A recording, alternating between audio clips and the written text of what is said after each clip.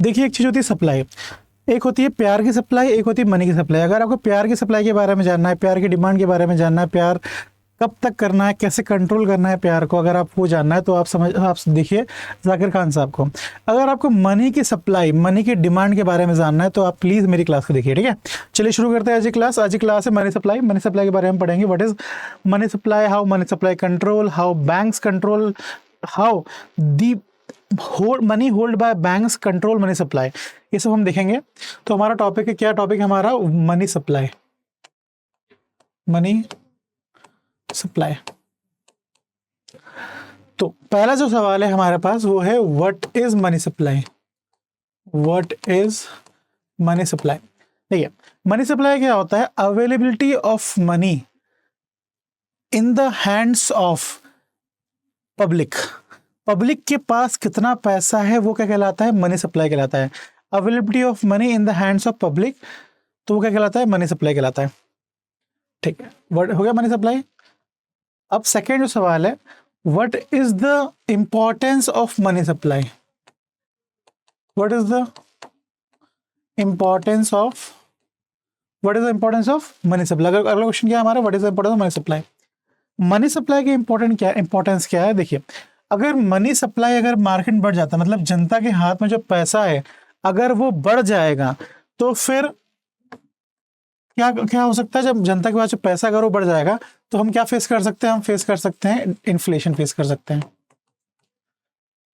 ठीक है, जब जनता के पास पैसा बढ़ जाएगा, जब मनी सप्लाई बढ़ जाएगा तो क्या हो जाएगा? डिमांड, मार्केट में demands of goods and services क्या हो जाएगी? बढ़ जाएगी। जब डिमांड बढ़ जाएगी तो वो कॉस्ट करेगा, क्या कॉस्ट करेगा? वो इन्फ्लेशन कॉस्ट करेगा। ठीक है, अब मनी सप्लाई बढ़ने पे हम देख लिया क्या हो गया। जब मनी सप्लाई कम हो जाएगा, जब मनी सप्लाई कम हो जाएगा, जब लोगों के पास पैसा कम हो जाएगा, तब क्या होगा? Demands of goods and services क्या हो जाएगी? कम हो जाएगी। क्या कम हो जाएगा? Demands of goods and services क्या हो जाएगी? कम हो जाएगी। जब डिमांड्स कम हो जाएगी तो उसे हम इकोनॉमिक्स में क्या बोलते हैं? डिफ्लेशन। क्या बोलते हैं इकोनॉमिक्स में? उसे हम डिफ्लेशन। ठीक है, तो मनी सप्लाई क्यों इंपॉर्टेंट है? अगर मनी की सप्लाई हमने देख लिया व्हाट इज मनी सप्लाई, हम देख रहे हैं मनी सप्लाई क्यों इंपॉर्टेंट है। मनी सप्लाई इसलिए इंपॉर्टेंट है, अगर मनी की सप्लाई ज्यादा हो जाती है, अगर मनी की सप्लाई ज्यादा हो जाएगी तो इट क्रिएट इन्फ्लेशन, वो डिमांड क्रिएट करता है। जब डिमांड क्रिएट होगी तो वो क्या क्रिएट करेगा? इन्फ्लेशन क्रिएट करेगा। जब मनी की सप्लाई कम हो जाएगी तो वो क्रिएट करेगा डिफ्लेशन। क्या क्रिएट करेगा? जब मनी सप्लाई, लोगों के पास पैसा कम हो जाएगा तब डिमांड क्या हो जाएगी? कम हो जाएगी, और वो अल्टीमेटली क्या क्रिएट करेगा? डिफ्लेशन क्रिएट करेगा। ठीक है, तो इस तरीके से मनी इंपॉर्टेंट है। जो अगली जो चीज है जो हमें समझना है अगला हमें समझना है how availability of money, how availability of money in the hand of bank can change money supply. ठीक है, हमें मालूम चल गया भाई मनी सप्लाई बहुत इंपॉर्टेंट है। अगर मनी सप्लाई बढ़ जाएगी तो डिमांड बढ़ेगा और इन्फ्लेशन क्रिएट होगा। अगर मनी सप्लाई कम हो जाएगी, डिमांड कम हो जाएगा और डिफ्लेशन क्रिएट हो जाएगा। मतलब इकोनॉमी का जो मेजर चीजें है वो मनी की सप्लाई पे चीजें डिपेंड कर रहा है। इसीलिए हमें, हमारे लिए जानना इंपॉर्टेंट हो जाता है how to control money supply. How to control money supply के सेगमेंट में हमें ये समझना पड़ेगा कि भाई कि बैंक के पास कितना पैसा है, उससे मनी सप्लाई कैसे डिपेंडेंट रहती है, ये हम जानते हैं। ठीक है, अब ये चीज बहुत इंपॉर्टेंट है, availability of money in the hands of bank, how this thing can affect money supply. मैं आपको बताता हूं। इसके बाद जो मेन चीज है मनी सप्लाई के रिगार्डिंग, वो मालूम चलेगा। देखिए एक बैंक है बैंक 1, एक बैंक है, दूसरा बैंक है बैंक 2। ठीक है, इसको मैं थोड़ा ऊपर ले आता हूं। हाँ, अब बैंक 1 के पास कितने रुपए है? 500 रुपए हैं। बैंक 2 के पास कितने रुपए हैं? 1000 रुपए हैं। ठीक है, अब बैंक 1 के पास 500, बैंक 2 के पास कितने? 1000 रुपए हैं। बैंक 1 को अगर अपना बैंक चलाना है, अगर बैंक 1 को अगर जिंदा रहना है, अगर बैंक 1 को अपना जो एम्प्लॉयर्स हैं उन्हें अपनी सैलरी देनी है, जो एम्प्लॉयज हैं उसको अगर सैलरी देनी है तो उसे कितने रुपए देने पड़ेंगे? 250 रुपए देने पड़ेंगे। उसको महीने का खर्चा कितना? 250 रुपए। अगर बैंक टू है, बैंक टू का भी खर्चा कितना है, सेम खर्चा बैंक टू का। बैंक टू को भी अगर जिंदा रहना है, अगर जो उसके एम्प्लॉयज हैं उसको अगर खर्चा पैसे देने हैं, सैलरी देना है और बैंक को कंटिन्यू चलाना है, तो कितने रुपए देने पड़ेंगे, 250 रुपए देने पड़ेंगे। ठीक है, अगर अब बैंक वन के पास कितने रुपए, 500 रुपए। अब बैंक वन 500 रुपए में अगर लोन देगा, अगर ये बैंक लोन देगा, तो बैंक पहली चीज इंश्योर ये करेगा कि भाई कम से कम इतना इतना ब्याज में लोन दिया जाए कि कम से कम 250 रुपए तो वसूल लिए जाए, है ना। कम से कम इस रेट पे लोन दिया जाए, 500 रुपए को इस रेट पे दिया जाए कि भाई कम से कम 250 रुपए तो वसूल लिया जाए। तो 500 रुपए को किस इंटरेस्ट में दिया जाए कि वो 250 रुपए वसूल ले। तो 500 रुपए को अगर हम 50% इंटरेस्ट में देंगे तो वो कितना रुपए कमा लेगा, वो 250 रुपए कमा लेगा, पहली चीज। ठीक है, तो मिनिमम इंटरेस्ट रेट कितना देगा, कितना कितना कितना रुपए में ब्याज देगा, कितने रुपए में लोन देगा ये B1 बैंक, 50%, मिनिमम 50%, क्योंकि उसे अगर बैंक को चलाना है तो कम से कम 50% ब्याज तो लेना ही पड़ेगा। 50% तो वो जिंदा रहने के लिए लेगा और वो थोड़ा प्रॉफिट भी कमाएगा, तो 10% सपोज वो क्या कर लेगा, प्रॉफिट कमा लेगा। तो मिनिमम जो इंटरेस्ट रेट, जितना मिनिमम जो ब्याज दर में वो जो लोन देगा वो कितना देगा, 60%। minimum interest rate in which banks one is capable to give loan is 60%। 60% interest rate में बैंक वन क्या देगा, लोन देगा। सेम बैंक टू है, बैंक टू के पास 1000 रुपए है, उसका भी जो खर्चा है वो कितना है, 250 रुपए खर्चा है। ठीक है, अब 250 रुपए जो खर्चा है वो भी अगर अब लोन देगा, अगर बैंक टू अगर लोन देगा तो वो किस रेट पे लोन देगा, जरा अगर हम ये बात करें तो किस रेट पे लोन देगा ये। पहला तो देखो, इसको पहले तो अपना खर्चा निकालना है ना। तो खर्चा निकालना है तो कम से कम मिनिमम 25% इंटरेस्ट रेट पे तो ये देगा। 25% इंटरेस्ट रेट पे क्यों देगा, क्योंकि 25% का 1000 का 25% कितना होता है, 250 रुपए होता है। तो अगर उसे 250 रुपए वसूलने हैं, जो उसका खर्चा है, मिनिमम जो खर्चा है, जो उसे 250 रुपए अगर वसूलने हैं तो उसे मिनिमम कितने रुपए देना पड़ेगा, 25% इंटरेस्ट रेट तो देना पड़ेगा, 25% ब्याज में तो लोन देना ही पड़ेगा।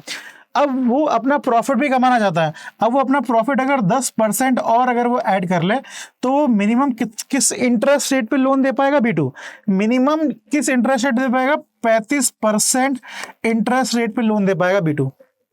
ठीक है, तो B1 किस रेट पे इंटरेस्ट दे पाएगा, 60% पे। मतलब अगर आप लोन लेने जाओगे B1 से तो कितना परसेंट इंटरेस्ट रेट पे लोन देगा वो आपको, 60% में। अगर आप B2 से लोन लेने जाओगे तो कितना परसेंट देगा वो, 35% में। तो हमें ये समझ में आता है, जब आपको 60% की ब्याज दर से, मतलब 60% के इंटरेस्ट रेट से अगर आपको लोन मिलेगा तो लोन लेने वालों के नंबर क्या होंगे, कम होंगे। अगर आपको थोड़ा कम, मतलब 35% ब्याज दर में, तो 35% इंटरेस्ट में अगर लोन मिलेगा तो यहाँ पे लोन लेने वाले लोग क्या होंगे, ज्यादा हो जाएंगे। मतलब ज्यादा लोग लोन लेंगे, कम में लोन मिल रहा है तो ज्यादा लोग लोन लेंगे, यहाँ पे ज्यादा में लोन मिल रहा है तो क्या करेंगे, कम लोग लोन लेंगे। जब ये कंडीशन होगी तो मनी सप्लाई क्या हो जाएगी, मार्केट में क्या हो जाएगी, कम हो जाएगी। क्योंकि कम लोग लोन लेंगे तो कम लोगों के पास पैसा आएगा, तो और मार्केट में क्या हो जाएगी, मनी सप्लाई कम हो जाएगी। और अगर यहाँ पे ज्यादा लोग अगर लोन लेंगे तो मार्केट में क्या हो जाएगी, मनी सप्लाई क्या हो जाएगी, बढ़ जाएगी। तो मैं इस कॉन्सेप्ट से बताना चाह रहा हूं कि हाउ, मतलब availability of money in the hands of bank कैसे अफेक्ट करता है मार्केट में मनी सप्लाई।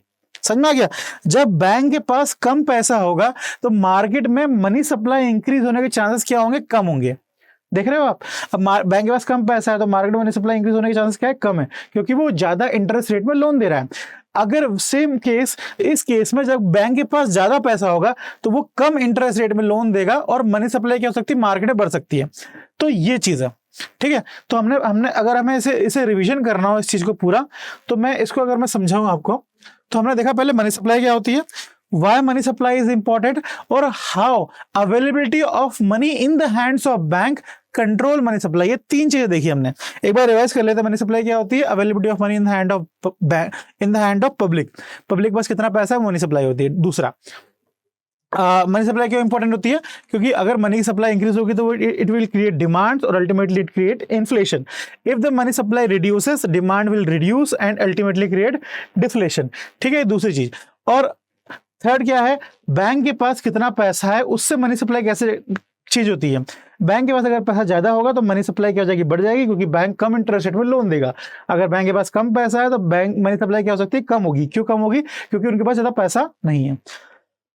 ठीक है, चलिए, ये हो गया मनी सप्लाई। अब इंडिया में कौन सी ऐसी इंस्टीट्यूशन है जो मनी सप्लाई कंट्रोल करती है ना, उसके बारे में हम बात कर लेते हैं। और कौन से ऐसे इंस्ट्रूमेंट है वो इंस्टीट्यूशन यूज करती है जो मनी सप्लाई कंट्रोल करने में यूज करती है, हम इसके बारे में बात कर लेते हैं। ये बहुत इंपॉर्टेंट टॉपिक है, यूपीएससी में ये कंटिन्यूसली आता रहता है, ठीक है, इसलिए इंपॉर्टेंट है। तो हमारा सवाल ये है कि हाउ, पेन कहां गया, कि भाई how to control money supply. हमारा सवाल ये है how to control money supply. अब मनी सप्लाई को अगर हमें कंट्रोल करना है तो हमारे भारत देश में जो इंस्टीट्यूशन, हमारे इंडिया में जो इंस्टीट्यूशन मनी सप्लाई कंट्रोल करने का काम करती है, उस इंस्टीट्यूशन का नाम है आरबीआई। आरबीआई करती है मनी सप्लाई कंट्रोल करती है। अब आरबीआई जो मनी सप्लाई कंट्रोल करती है वो दो तरीके से कंट्रोल करती है। आरबीआई कंट्रोल करती है मनी सप्लाई, पहला जो तरीका है और दूसरा तरीका क्या है। पहला तरीका यह है कि आरबीआई कंट्रोल करती है मनी की अवेलेबिलिटी इन बैंक, ठीक है। अभी अपन ने देखा ना कि बैंक्स के थ्रू अगर बैंक के पास कम पैसा होगा तो मनी सप्लाई क्या होगी, कम होगी। अगर बैंक के पास ज्यादा पैसा होगा तो क्या होगा, मनी सप्लाई क्या होगी, ज्यादा होगी। तो बैंक, आरबीआई किसको कंट्रोल करता है, बैंक को कंट्रोल करता है, जिसके थ्रू क्या होता है, मनी सप्लाई कंट्रोल करता है आरबीआई। पहला तरीका। दूसरा तरीका क्या है जिसके through RBI money supply control करता है, वो है पब्लिक। आरबीआई पब्लिक के पास कितना रुपए है उसको कंट्रोल करता है। Availability of money in the hand of public, availability of money in the hand of public, ठीक है। ये दो तरीके से क्या करता है आरबीआई मनी सप्लाई कंट्रोल करता है। आरबीआई के ये दोनों तरीके से मनी सप्लाई कंट्रोल करने का जो काम है, जो पॉलिसी है, आरबीआई जो भी पॉलिसी से इन दोनों के पास मनी की सप्लाई को कंट्रोल करता है, आरबीआई की उस पॉलिसी को हम क्या बोलते हैं, उस पॉलिसी को हम बोलते हैं money supply, sorry, monetary policy.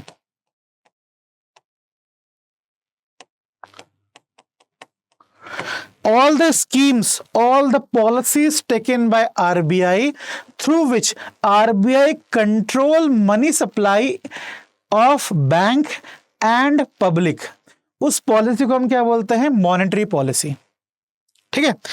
अब समझ में आ गया मॉनेटरी पॉलिसी कहता है। अब आरबीआई मॉनेटरी पॉलिसी में कैसे मनी सप्लाई कंट्रोल करता है,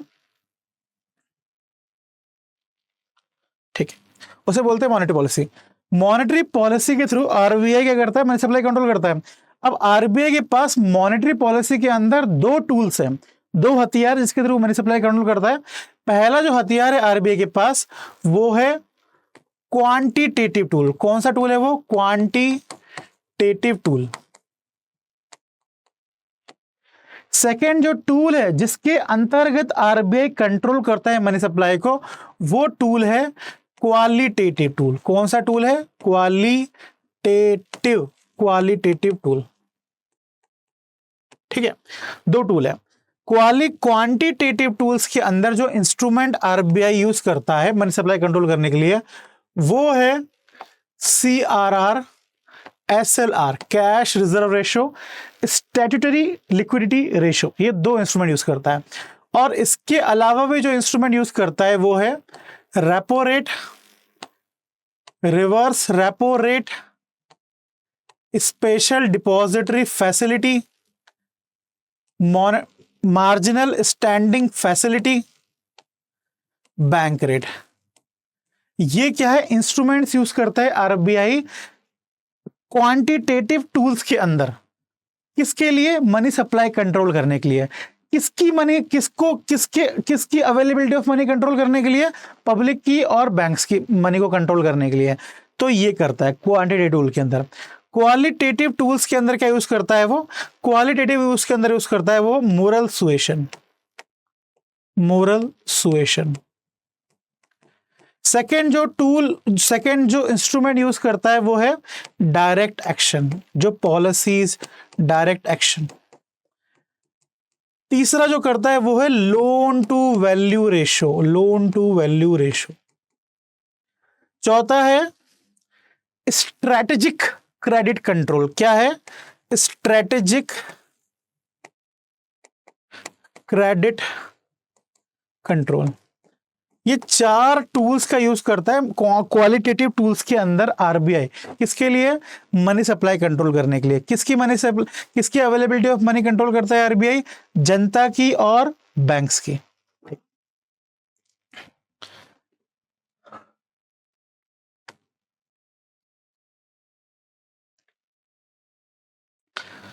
अच्छा, एक चीज और बतानी है मुझे आपको, थोड़ा सा मैं जूम कर देता हूं यहां पे।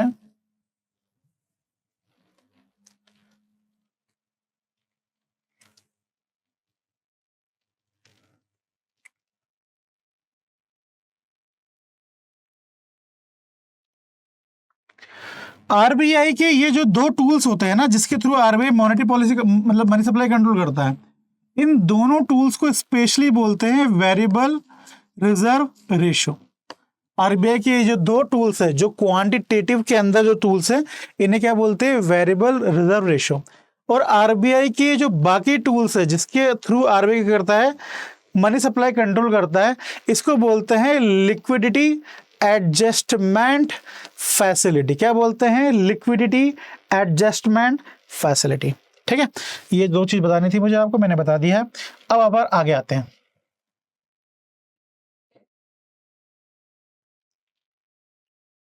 ठीक है, एक बार रिवाइज कर लेते हैं आगे बढ़ने से पहले। आरबीआई को कंट्रोल कर रहा है मनी सप्लाई, आरबीआई को कंट्रोल छोटा हो जाता है। आरबीआई कंट्रोल करना है मनी सप्लाई, तो आरबीआई किसके थ्रू मनी सप्लाई कंट्रोल कर रहा है? Availability of money in the hand of bank. Bank के पास कितना पैसा है उसको कंट्रोल करके आरबीआई मनी सप्लाई कंट्रोल कर रहा है। पब्लिक के पास कितना पैसा है उसको कंट्रोल करके मनी सप्लाई कंट्रोल कर रहा है।